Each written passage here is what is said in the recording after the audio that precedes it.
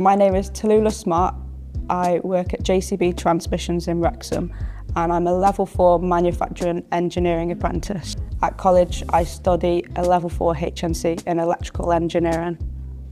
I chose to do an apprenticeship because although I was academic in school, I found it useful to be able to put the theory into practice.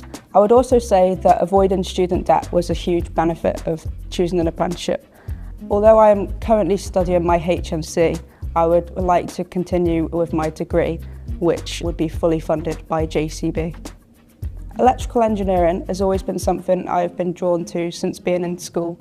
I started in the Air Cadets when I was 13 and I flew my first aeroplane at the age of 13. Looking around the interior of a Chinook was fascinating. Lots of the wires were exposed and I wanted to know what each wire was for. My day-to-day as a manufacturing engineer includes ensuring the smooth operation of machines and processes on the production lines. We are also responsible for designing new processes for new and existing products coming to JCB Transmissions. Before starting at JCB, I was nervous about working in a male-dominated industry, especially as I would be the only girl in my department. However, I found it very easy to fit in. Although there is still not any women in my department, the rest of the site is quickly becoming less of a male-dominated workspace. In my apprentice intake, they took on a 50-50 split of males to females, and a similar ratio was repeated in the 2024 intake also. In manufacturing engineering, it is important to have good communication skills. This is because it helps to build connections with team members and other departments you're working with.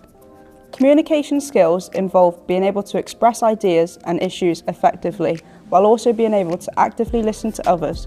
Listening to others is essential as an apprentice to learn off more experienced engineers within my department and in placements which I visit. It is also important to have problem-solving skills. Each project brings inconveniences and issues. To solve these, engineers must work together to find the solutions to move forward. There is a huge array of job opportunities within the manufacturing sector.